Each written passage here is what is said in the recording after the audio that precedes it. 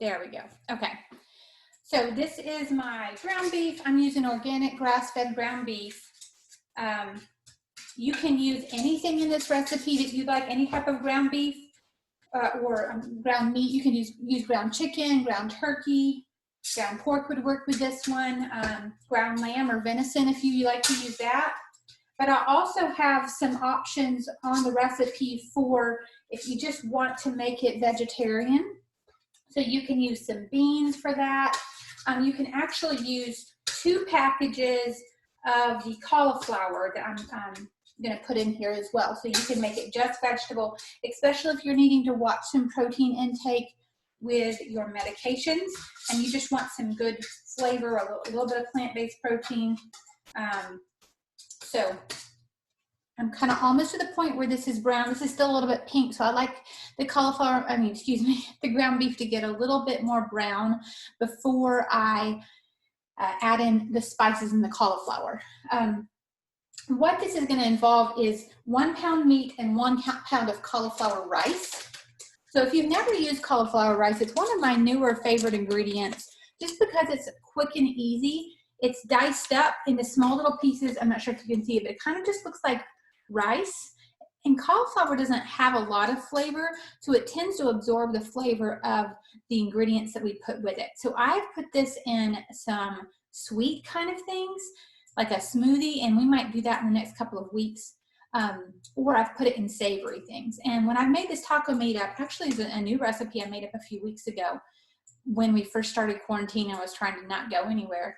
My family could not tell that there's cauliflower in there, and I've made it again, and my husband still comments that he can't tell if there's cauliflower in there. So you're not going to be tasting a lot of like a broccoli taste with this one. Cauliflower also is a good source of choline, which is a good brain nutrient. We're going to be digging into that a little bit more as we talk about our next week when we go into fats and lipids and things like that. But I'm going to add in, it's 12 ounces of cauliflower rice. You can just buy a package of frozen. It doesn't have to be exactly 12 ounces. But one thing that is helpful, you do not have to buy cauliflower organic. It's one of those plants that bugs don't tend to touch, and they don't really spray it that much. It doesn't usually ever end up on the dirty dozen list of pesticide-containing fruits and vegetables. So that's pretty safe. Broccoli is the same way. You can also buy something called broccoli rice, which is frozen as well. It's chopped up broccoli. It may have a little bit stronger flavor to it. I bought this through Amazon Fresh Delivery, but this is something that you can find in a lot of stores. A lot of people like to use cauliflower rice as a substitution for rice. So any place that you would typically use rice, maybe serve vegetables and a bed of vegetables with cauliflower rice and then some meat over the top, that type of thing. I'm just incorporating this in here. So I'm going to go ahead and tell you what, we're going to put the seasonings in first. And I like to use a combination of herbs and spices instead of like a packet of taco seasoning, because often those packets of seasonings can have things like MSG in them, or they can have really too much sodium the kind that I don't want. And they can have some binders and fillers that don't work for people in my family, like cornstarch, things like that, just to thicken it up. So I'm just using straight herbs and spices, very single ingredient, so that if you don't like one of those, or that you find that it doesn't work for your body, then you can just leave it out. So we're going to start with some paprika, and paprika really doesn't have much spice for the most part. I have bought some varieties that are a little bit spicier than others. Paprika is just this really dark, rich red color. It's what typically makes up the bulk of a taco seasoning. You usually put more of this by volume than anything else. So we're going to be using 2 tablespoons of this. And see, I just realized I need to dry my measuring spoon off because it was just wet. So, okay, 2 tablespoons of the paprika. And as we add the spices in with the meat right now, before we add any other liquids, it kind of allows those spices and herbs to bloom just a little bit, which means it develops a little bit more of a flavor. And it's just a quick heat in here without any other liquid in there to slow down the cooking process. I will say that with any type of grass-fed meat, if you're not used to using those, typically they're a leaner cut. I don't find that they have as much fat in them. And I don't have anything to drain out of the pan here. So I'm not going to be draining any fat. And it also needs to cook at a lower temperature. So instead of doing a higher heat for meat, I cook it like medium high. Excuse me, I'm just not together this morning. I'm cooking it medium low. So if I would typically cook at a heat 5, I'm cooking it at heat 4 for this meat, just so it doesn't shrink up too much and become tough and rubbery. I'm going to tell you another way that I typically combat some of the grass-fed meat properties of being a little bit more rubbery. And we're going to add some acid in here in a minute. So I've already added the paprika, and then I'm going to use some cumin. And people are very divided about their opinions of cumin. Either people really like cumin or they don't. But it's one of the aromas that I really enjoy in the Mexican food. I realize that if your sense of smell is diminished, then you may not smell that. But cumin has some very good compounds in it as well. So I like to use a lot of these. I'm going to use 2 tablespoons of the cumin in this meat. This is going to make a good bit. If you're just cooking for 1 or 2 people, this makes a nice amount, but it's also very easy to freeze. So I think it's just better to go ahead and make it all at one time, and then you can freeze it and have some meals for later. It's kind of hard to half a pound of ground beef and cook that. So I'm going to mix this cumin in here. And then we're going to add in some coriander. And coriander has a really nice fresh taste and smell to it. I think it's a bit of a lemony smell, kind of clean smelling. It's actually the seed of the cilantro plant. So again, some people like cilantro, some people don't like cilantro, but coriander doesn't taste like cilantro. It's just very fresh. I like adding that in there. We only use 2 teaspoons of that, so much less, about 1/3 compared to the amount of paprika and cumin that we used. If you don't have coriander, you can also just leave that out. That's fine. These are pretty easy things to find at the store though.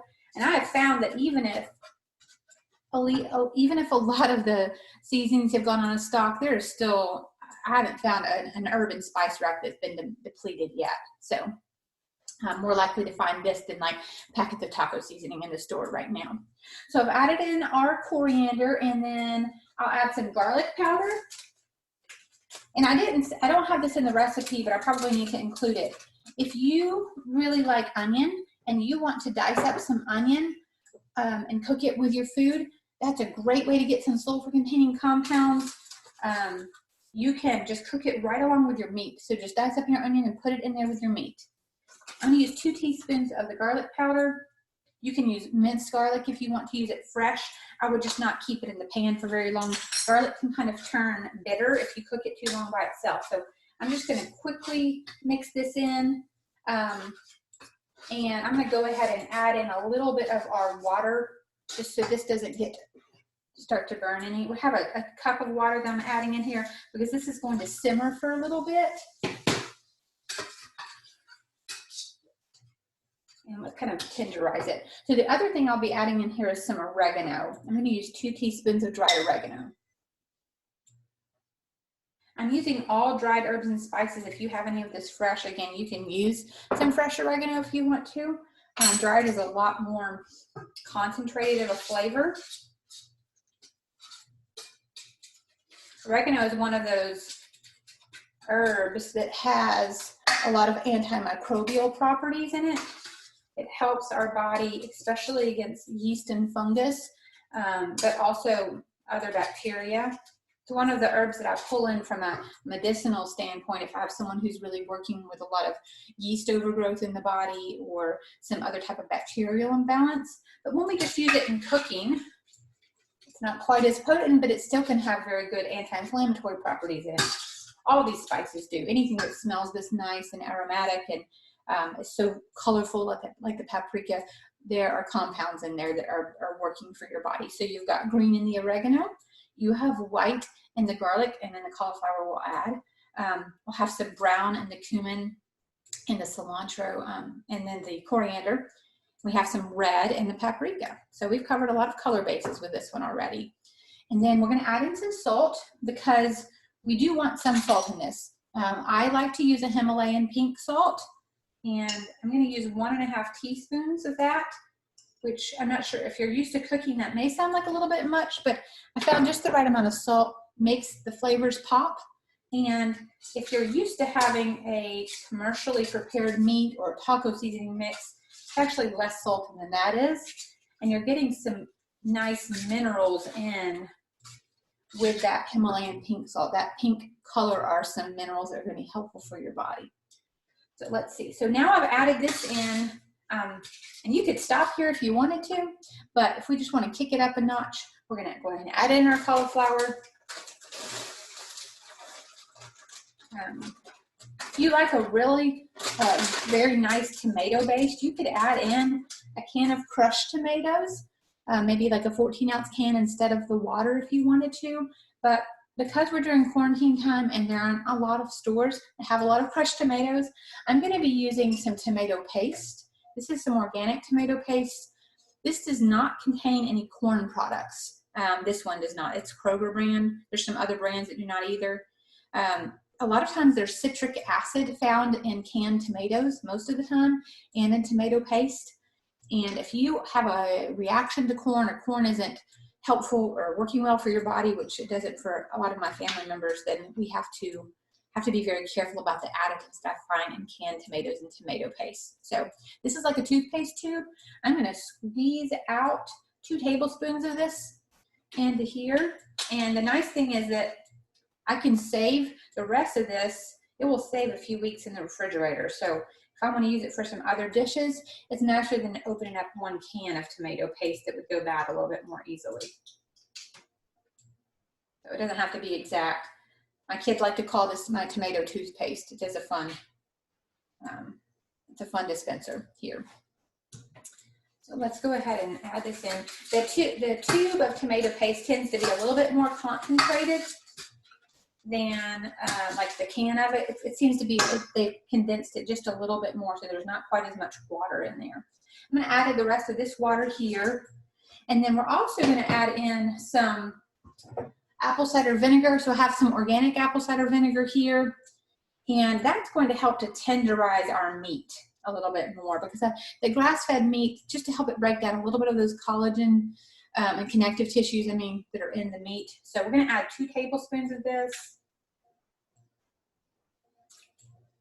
I like to buy the organic apple cider vinegar because apples are one of the fruits that are pretty high in pesticides, and I'm just more careful about that. One brand that's well known is called Bragg's apple cider vinegar. This is actually White House brand. There are a few different brands that you can buy. Okay. And then the last thing we're going to do, and you don't have to do this, but is to add in a little bit of natural sweetness. And this kind of was what makes this dish taste more like candy. My husband says he likes the flavor of it. It's not really that sweet. But I typically would use a blackstrap molasses, which is sugarcane molasses that's been boiled down and made very sticky and thick and black. And what makes it so rich and black is that it has a lot of minerals in there, such as calcium and magnesium, some of those minerals that are very helpful for our body. But unfortunately, I have a daughter who is very sensitive to cane sugar in any form, and actually it makes her feel very, very anxious, almost to the point of having panic attacks. And so we've been able to figure that out as we've gone through our immune calming program and blood work that I do, and I'm thankful because I now know what her triggers are for some of those anxiety issues. So sorghum is the next best thing. This is something that's kind of more, if you're Tennessee local, you may have found that more often, but this is from a sorghum farm in Tennessee. It acts a lot like the blackstrap molasses. You could add a little bit of maple syrup or honey in here, or like I said, you can avoid it altogether. You don't have to add that extra sweetener. And there's going to be 2 tablespoons in here, but when we divide it up with all this recipe, you're really not getting much added sweetener at all. A lot of taco seasonings packets have added sugar in there. If you pay attention in some form or the other, they're going to add some sugar, even if they don't call it sugar. So it also helps to take balance a little bit of that acidity from the vinegar and the tomato.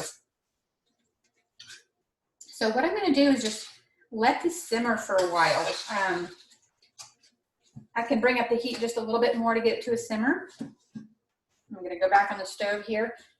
I'm just gonna let it simmer for about 15 to 20 minutes. You could eat it right away if you wanted to, and then just let the leftovers simmer on the stove. But it's ready to go now. And what you could do is that you could serve it on top of like a baked potato if you wanted to, or you can serve it atop a bed of lettuce. You could just eat it like this and then put maybe some chopped cilantro on top. If you like olives, some chopped olives. You could saute some peppers and onions and either along with this, or you could put it on the side, or you can have some raw diced up bell peppers if you wanted to. You could put chopped avocado on top, would be very nice. Some cherry tomatoes, you could cut those up that are raw. Let's see. There's lots of options. So any way you would top your favorite taco dish, you could top this dish right here. It's one of my favorite versatile type of food. I just added the cauliflower in fairly recently, but it's not too uncommon that I would make a really high-powered taco dish with lots of spices and herbs in there because it is so versatile, and most people really enjoy that, even children. So this is not a spicy dish either. If you like spice and heat, you could add some cayenne pepper to this or some other type of peppers. I would start like 1/8 of a teaspoon and then go up from there. And my family doesn't like a lot of spice. I can't have cayenne pepper. It doesn't work for my body. It doesn't make me feel good. So I'm starting with this. You could also add in some black pepper if you like black pepper. That's another great thing. I don't have that in this recipe. You could start with like 1/2 of a teaspoon of that and increase if you like it, or just sprinkle some on top. So you can really personalize this to make it your own. You could, instead of the cauliflower, you could put some beans in here. You could add a can of black beans, or actually I would even do 2 cans of like a black bean or 2 cans of pintos. So just change it up just a little bit that way. But I hope that's something that you enjoy. Like I said, if you don't think you would eat all of this within a day or two, you can put it in the freezer in some glass containers and you have a quick and easy lunch or dinner to pull out. I'm going to walk over here for just a minute and wipe my hands off, and then we're going to move to our next protein-packed food, which is a smoothie, much different than our spicy meat, so a different way to get some protein in. Just a moment.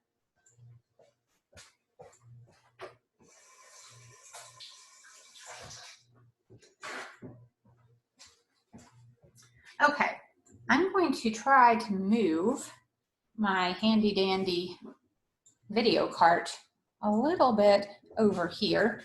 I'm trying a new thing, which I need to unplug my computer. Let's see how this does over here.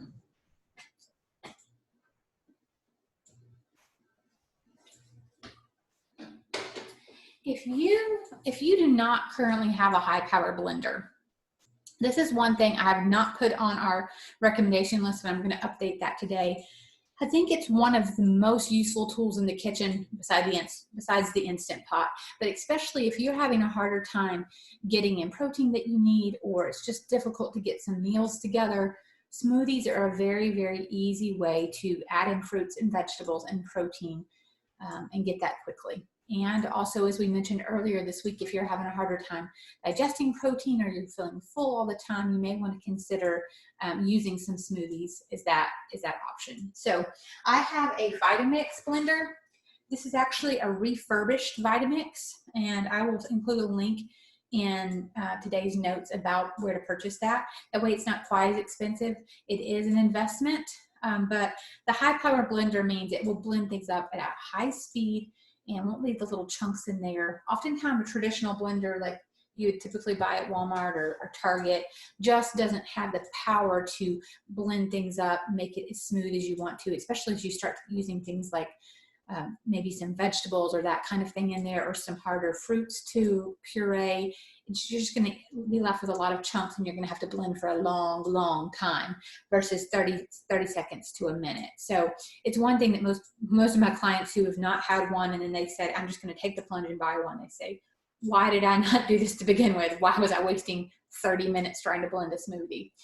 If you're just going to have a little bit of protein powder and a banana, you probably don't need a high power smoothie. But if we're going to move a little bit beyond and really make your smoothie more sophisticated, then it's a worthwhile investment. So this Vitamix has a blade right at the bottom here, and actually can go hot enough and high enough to make a hot soup in it. I'm not doing that today, but it is an option if you're like, I just don't feel like cooking, but I could do something like that. It may be another thing to think about for you. So in this protein packed smoothie, I'm going to be using strawberries. A lot of smoothies call for bananas. Bananas can be a great thing. Right now, I don't have access to a lot of bananas. We tend to eat them all up, and I'm not going to the stores often. But bananas typically add a creaminess to your smoothie. We can also get that from some other things. Frozen zucchini adds a creaminess to your smoothie, believe it or not. So you can buy some of the zucchini spirals at the grocery store, and you can use some of that in your smoothie. And so in the recipe that I send to you, there is an option for using zucchini. You can also use some frozen cauliflower. Those frozen fruits add a creaminess to your smoothie. I'll be using strawberries, like I said. I'm going to put a cup of frozen strawberries in here, and they've been thawing for a little while because I had this smoothie this morning for breakfast, actually. I'm not going to put banana today. Again, I tend to watch my carbohydrates a little bit more. My body doesn't need a lot of carbohydrates in the morning, but if you want to add a natural sweetness to this, you can add half of a banana if you'd like, or even a whole banana if you're needing a little extra calories, and that's something that would be helpful for you. I'm also going to add in some flaxseed. This is ground flaxseed. We used this last week as well, but it's just another great way to get in some ground flaxseed. I use the Bob's Red Mill brand. There's some other brands that are good. You wanted to use it ground though, because whole flaxseed is not something that your body can absorb. So I'm going to add in 2 tablespoons of ground flax, which is a nice amount of fiber in there. And then instead of using almond milk or regular milk or yogurt or that type of thing, I'm actually going to use water and almond butter, and then we're going to add some whey protein in a minute. But I use the almond butter and water instead of the almond milk because a lot of the almond milks in the store have additives in them, like thickeners and fillers and gums. It can cause some GI distress for people, and it's just quick and easy to grab some almond butter. So almond butter itself is going to have about 7 grams of protein in 2 tablespoons. So you're getting some protein in with the almond butter. If you don't have any of this, you don't have to add it in there. You could use a little bit more flax if you wanted to instead of the almond butter, but this is just a really protein-packed smoothie. So that's why I added that in. You can also use peanut butter if you'd rather use peanut butter. I'd look for a natural or organic peanut butter instead of the one that, like, a typical Jif that has a lot of those hydrogenated oils that we're trying to stay away from. Let's see. I'm going to add in a cup of water.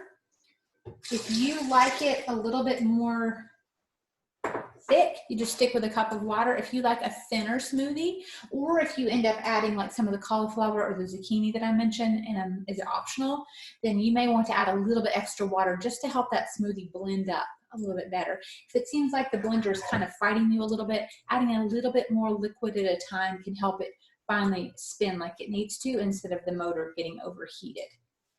I'm going to blend these things up first by themselves, and then I'm going to add in the grass-fed whey protein powder. I'm going to show you what kind of grass-fed whey and then tell you why I'm going to add it later. I use a brand called Vital Whey. There's another brand called Designs for Health that I also use, and I have both of these listed on my full script dispensary. I trust these companies. I know that they're using whey from grass-fed cows, not conventionally farmed. A lot of them are farmed in New Zealand. And as I mentioned with whey earlier this week, whey is a very good source of things like glutathione, which is a really potent antioxidant in your body. It's a very easy to digest protein. It's different than the casein that's found in cheese and a whole intact milk. This is usually something that most people tolerate unless I were to look on my client's food and food chemical sensitivity test and realize that whey actually doesn't work for them because it's causing some inflammation. Otherwise, I like to use whey. It doesn't have as strong of a taste as other protein powders do. It's not gritty. It's very smooth. But we do add it in after we blended everything else up because it is not heat treated. If you blend it with this, it tends to make it foamy and frothy. And if you don't want a lot of foam in your smoothie, because it adds a lot of bubbles in your stomach and makes you feel really full really fast, then just add it toward the end. So I'm going to put this over here. I'm going to blend it up. I need my top. Okay, I do get my top.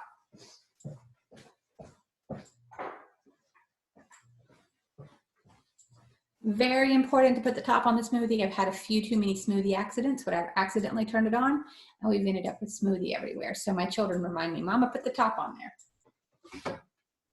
This is going to be loud for just a minute. I make sure with the Vitamix, I'm not sure if you can see it, but there's levers, up and down levers on mine. So I make sure that they're both down and the dial is turned all the way to the left over here, which is low power. I'm going to turn it on low, and then we're going to gradually increase the power to high speed for about 20 seconds.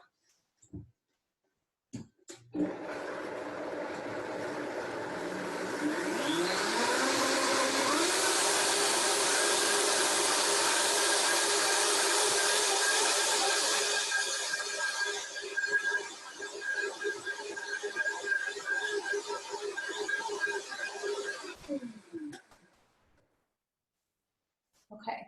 I also realized as that was blending that my taco meat looks like it's simmering nicely. I went ahead and turned it down to a very, very low temperature, just to barely simmer for a few more minutes.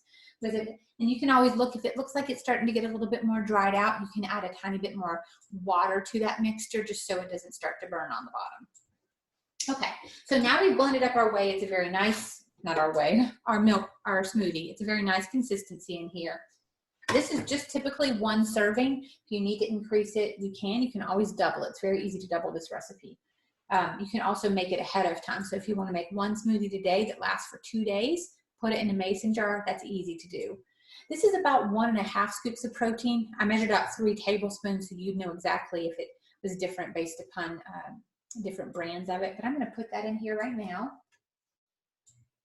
That's going to be about 24 grams of protein right there. So if we added that, the 24 grams of protein from that, plus the protein from our almond butter, which is 7 grams. If I'm doing my math wrong, let me know, but I think it's 31 grams of protein right there. Plus we add in 2 tablespoons of flax, which is 3 grams. So that gets us at 34 grams of protein, which is a very nice amount of protein in the smoothie.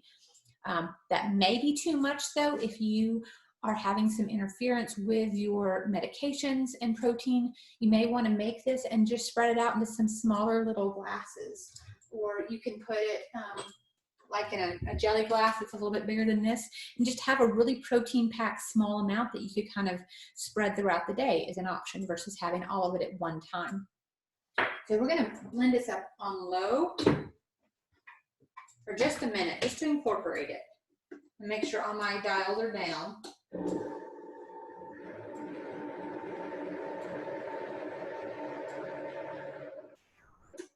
Okay, there we go. Now, you probably do not need a quart glass jar, but I always put my smoothies in a quart glass jar. So I'm just going to pour this in here. That's pretty smooth. You could have made it, blended it a little bit longer to begin with to make it really, really smooth. Or because of the flax that's in here, you may want to let it sit just a little bit. It may become a little bit thicker that way. If you like a thicker drink, that flax is going to absorb some of the water and make it thicker. So that might be something that's helpful for you, especially if you have any swallowing challenges, to kind of get a little bit of that gelling effect of the flax. So it makes about 2 cups of smoothie. So, and maybe if you and your spouse don't eat a lot and you decide you just want to make this recipe for yourself, that's fine. Or if you double it and you want a lot, then you can have a whole quart glass jar of that. Of course, if you add in the banana, if you add in the cauliflower or zucchini, it's really going to increase the taste. One more way to add a little bit more flavor into this type of smoothie is that you could put in some vanilla extract or almond extract if you like that. I also have added in some cacao powder, raw cacao, which is unheated cocoa powder. So that adds a nice flavor as well. I actually forgot to put that in there this morning, but I typically add some cacao. I just like it. It doesn't really taste chocolatey. It just adds some antioxidants and a little bit sophisticates the flavors just a little bit in there. So lots of things you can do with a smoothie. This is a really good basic recipe of kind of telling you how much liquid and how much protein and how much of the frozen fruit to use, but you can play around with it. You really can't mess one up too much. But I'm going to show you a few more of the protein powders that I use for just a minute, and then I know we're going to need to sign off. But some other ways, if you're not using dairy at all, or if you just want to change things up a little bit, there's another type of protein that I use called, this is by the brand called Designs for Health, and I have that in my dispensary. And this is a bone broth protein. So this is made with beef bone broth. And again, it's grass-fed beef. It's very, they're made without any hormones or GMO grains or things like that. And it has about 21 grams of protein in a scoop. So it's one that my husband uses every morning. If you do well with beef, this may be an option for you. This one doesn't have any flavor, but you can also buy some, well, maybe that one has a chocolate flavor. This one is unflavored. If you like to have a little bit of a flavor already in your smoothie, it just makes it easier to put like a scoop of that in strawberries and water in a blender and go. Then you can also buy some flavored kind. They have a chocolate and a vanilla flavor. It is flavored with stevia, which I don't typically use a lot of, but I trust this company. I trust their natural flavorings, and there's not a lot of extra other ingredients, just very, very basic things. Versus sometimes protein powders can have a lot of contamination with additives and fillers that they had in there, or you don't even really know what's in there. So I want to trust the company. If I'm buying a protein powder and it's a protein that's that concentrated, I need to be able to trust that what's in there is what they say is in there. And I really do trust this company, the Designs for Health. Two other options. We talked a little bit about collagen. There's a few brands that I use. I typically use the Designs for Health collagen powder. This time I bought another brand called Zent, but this is a grass-fed collagen as well. I use that to make some fruit slushies sometimes, or to add into some of my foods. We put it in our oatmeal muffin cups a few weeks ago. We might pull this back in some more of our recipes that we use the grass-fed collagen powder. It's not a complete protein. So you do have to have some other proteins with it throughout the day, but it is a way to get some protein in, and it is good for the gut and for skin, hair, and nails. This is a new one, actually just purchased and unpacked this morning, but it's a hemp protein. So this is a plant-based protein, and there's 15 grams of protein in 4 tablespoons. I believe that the hemp is there's some omega-3s and 6 fatty acids in here as well. Good form of zinc and copper. So if you're just trying to change things up a little bit, a plant-based protein may be an option to go. I've also used some pea and rice protein blends that I like, and I have some of those, I believe, linked in I think I have those linked on my full script dispensary as well. If not, ask me and I'll send you a link to it.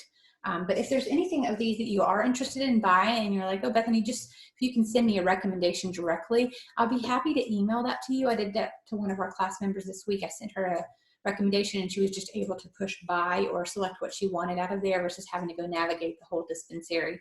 But I just say that to add some good options for you to get a quick and easy protein. Another recipe I'll be including to send for you today is an egg muffin cup recipe that's easy to make. Eggs are a great source of protein. It's not like you have to deal with meat. It actually lasts longer in the refrigerator than meat does. And combine that with some vegetables for a quick either breakfast, lunch, or dinner, or just a snack to have. So I'll send that out as well. I knew we weren't going to have time to make that up today, but it's probably self-explanatory about how you make the egg muffin cups. But thank you for joining me in the kitchen today. Wish I could let you sample some of our cauliflower taco meat, but that's what we'll be eating for dinner. If you make some of these recipes at home, I'd love to know what you think. If you have questions, let me know. Troubleshooting, happy to help you out. And other than that, I'm going to see you around the table on Friday. So have a good day.